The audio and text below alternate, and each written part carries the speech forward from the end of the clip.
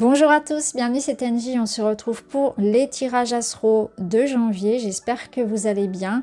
J'en profite pour vous souhaiter une très bonne année et vous inviter à voir la guidance de votre année 2025 pour chaque signe astro. Vous savez, je fais tous les ans les 12 vidéos, vous pouvez regarder votre signe solaire, votre ascendant, votre lunaire. Je vous invite à conserver cette vidéo, celle de l'année, et de la revoir fin d'année 2025 pour faire le point. Et vous pouvez également faire la même chose avec celle de l'année 2024. C'est toujours intéressant, j'ai eu d'excellents retours sur les guidances 2024, donc ça fait toujours plaisir et c'est toujours très intéressant de voir effectivement comment ça s'est produit dans la matière, tout ce qui avait pu être vu, prédit par les cartes. Alors ce mois-ci il n'y aura pas d'extension, je n'en ai pas eu le temps. J'ai des projets qui en parallèle me prennent beaucoup de temps, donc je vous remercie de votre compréhension. N'hésitez pas à mettre un petit like, à commenter, à vous abonner. Vous savez, YouTube n'est pas toujours très sympa. Merci à tous, je vous embrasse et je vous souhaite une très belle lecture. À tout de suite. Bonjour les vierges, bienvenue dans votre guidance. Je prépare les cartes, on se retrouve tout de suite pour votre lecture. Voilà, allez, on est parti. On va aller voir ça ensemble. On va commencer par la vue d'ensemble de votre mois. Et j'ai oublié une carte du lumière d'étoile. Donc, on va la prendre tout de suite. Oui, c'est ça, j'ai bien oublié. Hop, on a la fin. Ok. Elle sort très rarement, cette carte. Ok. Mets les choses au clair. Il y a un manque de clarté, effectivement, c'est très intéressant. Vous voyez déjà, on a des cartes qui sont assez semblables dans la symbolique. Vous avez la lune. La lune, c'est la nuit. C'est un espace sombre. Ici, c'est pareil, on vous dit, mets les choses au clair. Donc, il y a un manque de luminosité, il y a un manque de compréhension, des doutes, un manque de clarté, de vue à long terme, tout dépend de la situation. Et là, pareil, on a une carte qui est, si vous connaissez un petit peu mon jeu, vous savez qu'il est assez quand même lumineux. Et là, cette carte-là est particulièrement sombre. Donc, on va voir tout ça. Déjà, avec la lune, on est dans un espace d'entre-deux. Il y a beaucoup de choses qui remontent, et notamment les peurs. Vous savez, ce sont les moments de vie où on commence à douter. On a pris une direction, et puis on se pose plein de questions. Est-ce que c'est la bonne? Est-ce que je fais bien de faire ça? Et puis si, et puis ça. Vous voyez, on peut se fier à des expériences du passé qui vont revenir, des expériences qui ont été douloureuses, et on se dit, et si ça se passait comme ça? Oui, mais si ça se passait différemment aussi. Donc la lune, elle va avoir tendance à ramener pas mal d'émotions, et notamment le passé, à le ressasser. Elle vous met face à vos peurs et à vos doutes. Elle vous invite à être prudent dans cette période parce que c'est souvent une période aussi où on se fie aux apparences et elles sont souvent trompeuses. Donc fiez-vous vraiment à vos ressentis. Ne tenez pas pour argent comptant tout ce qu'on vous dit, tout ce que vous pouvez vraiment comprendre de l'extérieur parce que beaucoup de choses seront un peu faussées dans cet instant-là. Tenez-vous-en à votre propre vérité, vraiment à votre instinct et à votre intuition. La lune, elle nous dit que c'est un mois où vous allez avoir aussi voilà, des hauts et des bas. Il y a une notion de cycle avec la lune et d'instabilité donc dans vos énergies. En tout cas, ici, clairement, si je mets les deux cartes ensemble, on sent bien que vous cherchez à éclairer, à comprendre, à améliorer une situation et peut-être à en sortir. Voilà, il y a quelque chose d'un peu instable et flou. Ici, c'est intéressant parce qu'on a la symbolique de la toile d'araignée. Donc, parfois, cette symbolique-là, elle pourrait nous dire qu'on se sent un peu coincé, piégé dans une situation. Mais la toile d'araignée, c'est aussi l'idée que lorsque l'araignée tisse sa toile, elle est capable ici de détourner tous les obstacles. Donc, il y a un travail, si vous voulez, il y a une maîtrise, il y a un art. Je pense que ça, c'est une période un petit peu d'entre-deux, de transition, pas claire, où vous devez compter sur votre connaissance intérieure, où vous devez vous fier à vous-même. Là, on vous dit, je prends du recul. Qu'est-il temps d'accueillir? Suis-je à l'écoute? Ingéniosité, flexibilité, réceptivité. Il y a quelque chose que vous devez comprendre de cette situation. À l'envers, la carte, elle nous dit j'ai peur de mon côté sombre. Oh, très intéressant de ce côté-là, parce que là, ça fait directement écho à la lune. Qu'est-ce que vous n'avez pas envie de voir en vous? Suis-je consciente de mes parts d'ombre? Déception, inconfort, tension. Alors là, je pense que la vie vous ramène à des schémas, souvent qui vont se répéter tant que vous n'aurez pas regardé ce qui appelle en vous. Donc, il y a quelque chose chez vous là qui nécessite qu'on y apporte son attention. Et c'est pour ça qu'on vous invite à mettre les choses au clair, parce qu'il y a quelque chose en vous ici qui s'exprime et que vous ne voulez pas forcément voir, ou à qui vous ne voulez pas accorder d'importance. Ça peut être sur un plan physique comme psychologique, relationnel, je ne sais pas, ça va dépendre de vous, mais il y a quelque chose que vous ne voulez pas voir. Il y a un peu une sorte de... Je fuis en fait, je fuis ce qui appelle en moi, je fuis une émotion, je fuis une situation. Elle sera toujours là et je devrais un jour le faire. Donc je crois que c'est le moment pour vous, parce que là on a la fin qui vous invite vraiment à comprendre que il y a un travail qui doit se faire. On doit couper avec quelque chose. On doit enfin parler de ça. On doit enfin regarder en face cette situation-là, prendre en main. Donc tout dépend, je vais rester très large parce que tout dépend vraiment de ce que vous vivez. Mais là, on vous dit vraiment que vous allez devoir affronter cette situation qui vous fait si peur. Ça peut être vraiment affronter... il est peut-être temps de guérir, il est peut-être temps de passer à autre chose. Il est peut-être temps d'arrêter de souffrir dans une situation. Il est peut-être temps de prendre la décision qui s'impose pour sortir de cet espace-là dans lequel vous êtes et qui vous apporte beaucoup de tension, beaucoup de peur, d'anxiété. Donc peut-être que pour certains, ça va être prendre en charge justement votre niveau de stress. Pour d'autres, ça va être se sortir de cette situation-là qu'on doit régler, mais qu'on laisse un peu comme ça se régler d'elle-même. Prendre la décision de couper dans une relation, de couper avec une addiction, d'entreprendre une thérapie, de demander de l'aide, etc. Voilà, ça peut être très très vaste, mais ce qui est sûr, c'est que là, on vous invite vraiment à l'affronter. Prendre les choses en main. Il y a un temps de recul ici qui est conseillé par cette carte. Ça vous apportera, vous voyez, on prend de la hauteur, on s'extirpe, on essaie d'avoir un regard peut-être plus objectif. On se détache un petit peu de l'émotionnel qui va être très présent aussi. On peut demander de l'aide aussi à quelqu'un qui est en dehors, voire même à un thérapeute.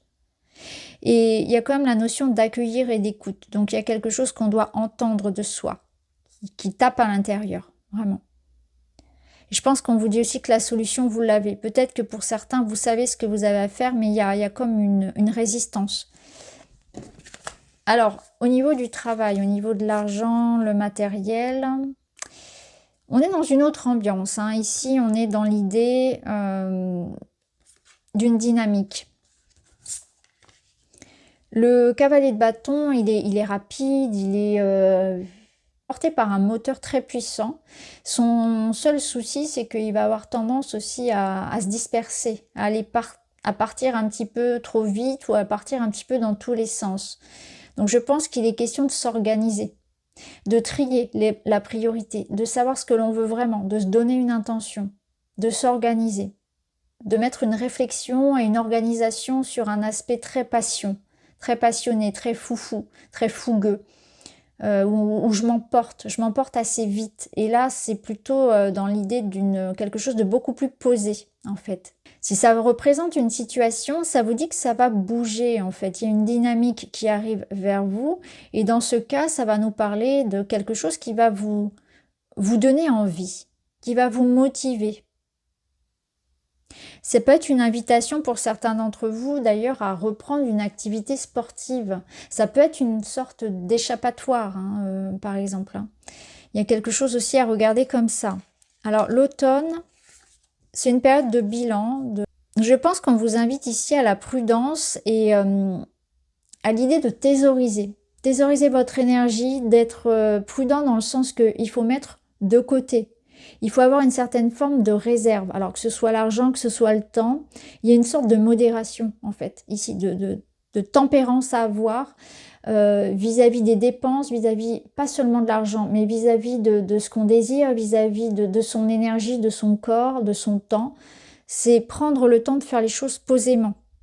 L'automne, c'est aussi cette énergie de tri. Donc, on vous invite effectivement à choisir ce dont vous avez envie. Qu'est-ce qui me rend comme ça? Tout joyeux, tout motivé, prêt à bondir, là, prêt à s'amuser. Qu'est-ce qui me rend comme ça? Donc je fais un peu le point, en fait, dans ma vie. De quoi j'ai envie? Où j'ai envie d'investir mon temps, mon argent, mon énergie? Qu'est-ce que j'ai envie d'apprendre? Qu'est-ce que j'ai envie de découvrir? Où j'ai envie d'aller? Il y a peut-être un voyage, un déménagement, il y a peut-être un nouveau travail, il y a peut-être l'idée de se reconvertir, de changer sa routine. De quoi j'ai envie? Qu'est-ce qui pourrait me plaire? Mais au fond de vous, vous savez, je pense. Vous savez clairement ce qui vous appelle. Il y a un désir, il y a quelque chose qui vous appelle. Mais il y a des résistances, je pense. Il y a quelque chose à éclairer. Au niveau relationnel, on est avec le pendu et le fardeau. Donc là, on est sur une réflexion. Vous êtes dans une réflexion parce que vous vous sentez un petit peu lourd. Il y a quelque chose qui est lourd à porter. Justement, moi, ça me fait écho ici à cette fin. Je pense que là, il est temps de comprendre que quelque chose est lourd depuis beaucoup trop longtemps. Vous pouvez maintenant vous en libérer. Si quelque chose est lourd, c'est que ça n'est pas dans la fluidité de la relation, de l'amour. Ça ne doit pas être ainsi. Vous pouvez vivre autrement. Je pense que les cartes, elles vous disent, vous pouvez vivre ça autrement. Pourquoi restez-vous, par exemple, je vais prendre un exemple, ça n'est peut-être pas votre cas. Pourquoi restez-vous dans une relation où il n'y a que de la souffrance? Est-ce que c'est réellement ça l'amour? Est-ce que c'est réellement ça l'idée que vous vous faites du couple? Est-ce que c'est vrai? Alors ça peut être autrement, ça peut être dans une autre relation, mais est-ce que ça doit être en souffrance? Est-ce que vous y trouvez votre compte? Est-ce que vous y trouvez du soutien, de la réciprocité? Est-ce que vous avez la sensation de devoir tout faire tout seul, de tout porter sur vos épaules? Est-ce qu'il y a de la culpabilité? Est-ce qu'il y a du remords? Est-ce qu'il y a de la souffrance ici à libérer? Et ça, le pendu, il va vous mettre seul face à ça. Il va vous demander d'analyser cette situation, d'arrêter de vous sacrifier pour quelque chose, d'arrêter de souffrir, de comprendre les choses différemment. Donc, vous voyez, il va y avoir des éclaircissements, effectivement. Ça, on ira le voir dans la guidance relationnelle qui sera à part. Alors, la fin du mois, où vous en êtes, les conseils, la finalité. On a un 9 de coupe. Alors, le 9 de coupe, je vous assure que c'est une très belle carte puisque c'est la carte de l'épanouissement. On peut même dire de l'accomplissement, de l'aboutissement, de la finalité positive. On atteint son objectif. On a le cœur rempli de joie. Et c'est tout ce que je vous souhaite. Donc là, ça nous parle bien d'une situation, voyez, elle a la tête dans les nuages, qui va s'éclairer. C'est intéressant parce qu'on a vraiment ce cheminement. Vous allez décider de couper ici avec ce qui est fané. Il y a quelque chose dont vous n'avez plus besoin que vous allez couper et vous allez vous en libérer. Il y a un temps de recul, on l'a vu avec le pendu et cette carte-là. Il y a un temps de suspension, un temps de recul, d'observation, de compréhension de ce que vous devez laisser partir. Il y a une facette de vous-même, il y a un pan de votre vie, il y a quelque chose qui se transforme. Donc là, les nuages vont s'apaiser, le soleil va revenir. Et quelque part, vous allez avoir une compréhension nouvelle, une libération, une finalité positive. Donc tout dépend de ce que vous vivez. Vous vous relevez d'une situation. Vous allez de l'avant. Vous avez peut-être traversé une phase ou peut-être que vous allez traverser courant janvier un début un peu lent, un peu laborieux, mais il y a une finalité positive de votre mois. Avec ici l'idée de retrouver la joie, le bonheur, de chercher à l'épanouissement. Vous cherchez ici à retrouver l'enthousiasme, la joie et l'amour dans votre vie, la douceur, la complétude. Ici, le message de la chute, ça vous dit, la chute fait partie de ton processus d'évolution. C'est naturel de commettre des erreurs, de se tromper ou de s'égarer. L'échec te pousse à te remettre en question, à apprendre de tes erreurs, à recommencer, à retrousser tes manches pour t'approcher chaque fois plus près de ce qui est bon pour toi. N'aie pas peur de te tromper. Redresse-toi et commence avec un regard de plus en plus aiguisé vers ton objectif. C'est ça. Vous êtes dans une phase ici de rebondir. Et vous allez réussir. Vous allez réussir à rebondir, même si là, vous êtes dans la phase où je me relève et c'est pas facile. Et c'est très intéressant parce qu'on a la chute, alors que là, cette femme, elle est vraiment à terre. Donc, on sent bien qu'il y a quelque chose qui va évoluer, qui va se transformer. Vos doutes vont se dissiper. Vous allez trouver votre voie, vous allez savoir comment faire et vous allez vous libérer, je pense aussi, de beaucoup de culpabilité. Il y a quelque chose que vous regrettez d'avoir fait, peut-être un choix ou un événement, quelque chose que vous avez pu, voyez, faire, dire. Là, on vous dit qu'il n'y a rien à regretter. Ça devait arriver. Il y a une leçon qui est comprise, qui est apprise. On évolue, on avance, on progresse. Gardez en tête votre objectif. Hein. Votre objectif, il est là, c'est le 9 de coupe. Il arrive, il est en chemin. Voilà pour vous les amis, j'espère que ça vous parle. Je vous remercie d'avoir regardé. Je vous embrasse et je vous dis à très vite.